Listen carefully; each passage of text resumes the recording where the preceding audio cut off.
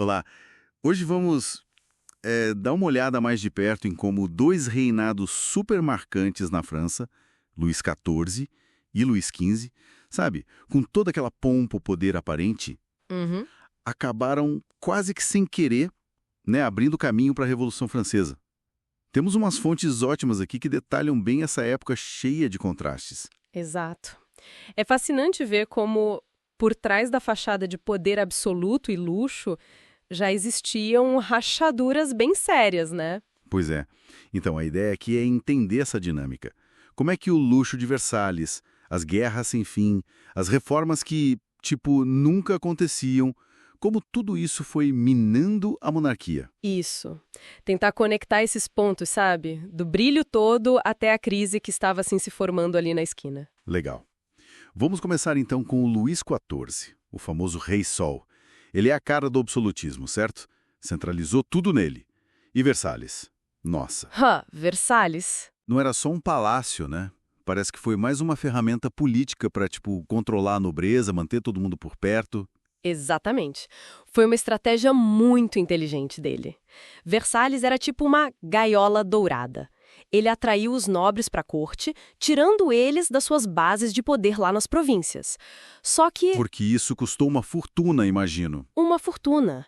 E esse custo era financiado como? Com impostos altíssimos para o povo e muitos empréstimos. O luxo, as guerras constantes, como a da sucessão espanhola, por exemplo, tudo isso drenou o dinheiro do reino. Quer dizer, enquanto ele projetava aquela imagem de poder total, a base financeira já estava começando a ficar instável. Exatamente. Já estava comprometida. E teve outro golpe, a revogação do Édito de Nantes. Ah, sim, a expulsão dos protestantes. Isso, os huguenotes. Expulsar essa gente significou perder muita mão de obra qualificada, artesãos, comerciantes. Isso deu uma baqueada na economia também. Então, o Luís XIV deixou sim um reino grandioso, poderoso na aparência, mas financeiramente exausto, sabe? E com feridas sociais abertas. Entendi. Aí chega o Luís XV e ele herda essa bomba relógio, basicamente. Coitado. Imagina a pressão. Teve alguma tentativa de, sei lá, consertar as coisas? Olha, houve tentativa sim. Alguns ministros, como o Turgot, tentaram propor reformas fiscais importantes. Mas aí a gente vê a força do sistema antigo, né? A nobreza e o clero não queriam largar o osso, De né? jeito nenhum. Eles se agarraram com unhas e dentes aos seus privilégios, principalmente a isenção de impostos. Bloquearam qualquer mudança real. E o rei, bom, ele era muitas vezes indeciso, muito influenciado pela corte, não teve força para bancar as reformas. Ou seja, a elite se recusava a pagar a conta e o peso todo continuava caindo nas costas de quem? Do terceiro estado. Exato. Que era quase todo mundo, né? A imensa maioria que sustentava o país com trabalho e impostos. E para piorar, veio a Guerra dos 7 Anos, certo? Pois é. Essa guerra foi um ponto de virada. A derrota para a Grã-Bretanha foi terrível.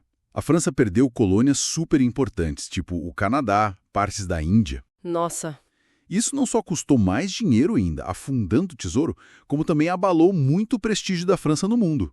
A dívida disparou e aquela sensação de injustiça fiscal ficou, assim, insuportável. O descontentamento do povo e a desconfiança na monarquia só aumentaram. faz todo sentido. Então, chegando ali perto da Revolução, o cenário era esse. Um Estado quebrado, impostos injustos, o povo passando fome por causa das más colheitas, preço do pão lá em cima. Isso devia ser um barril de pólvora. Com certeza. Um barril de pólvora prontinho para explodir. E some a isso a burguesia, que estava crescendo, ficando rica, com poder econômico. Mas sem poder político. Exato. Sem poder político e cada vez mais ligada nas ideias do iluminismo. Pensadores como Rousseau, Montesquieu, eles questionavam o absolutismo, defendiam governos mais justos, direitos. Essas ideias estavam circulando muito, sabe? E a imagem da realeza? Já não bastava a crise toda. A imagem estava péssima. Teve um famoso escândalo do colar da rainha, né? Envolvendo a Maria Antonieta. Mesmo que ela talvez nem tivesse culpa direta, aquilo foi devastador para a imagem pública. Reforçou aquela ideia de desperdício, de futilidade. Exatamente. De uma realeza totalmente desconectada da realidade do povo. A monarquia foi perdendo a credibilidade, a legitimidade parecia evaporar. era vista como corrupta, ineficiente, ultrapassada e principalmente injusta. Então, olhando para trás, fica claro a combinação dessa má gestão financeira que vinha de longe, o custo absurdo das guerras e essa incapacidade total de reformar um sistema social e fiscal super desigual, tanto no tempo do Luís XIV quanto do Luís XV. Tudo isso criou as condições perfeitas para a Revolução explodir. Perfeitas. Foi esse acúmulo de problemas ao longo de décadas que deixou o terreno assim muito fértil para a Revolução. Chegando em 1789, a monarquia estava fraca, desacreditada, sem resposta para a crise. A coisa toda se tornou quase inevitável. É impressionante como as coisas se conectam. Fica até uma reflexão, né? Será que se esses reis tivessem tomado outras decisões, talvez focado mais em equilibrar as contas e menos em guerras, ou se tivessem conseguido, de alguma forma, taxar os privilegiados, aliviar um pouco o fardo do povo? A história poderia ter sido diferente. Quem sabe, talvez a revolução pudesse ter sido evitada, ou pelo menos ter acontecido de uma forma menos convulsiva.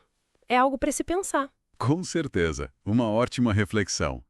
Inscreva-se no canal BRMX para descobrir outros podcasts sobre a história da França.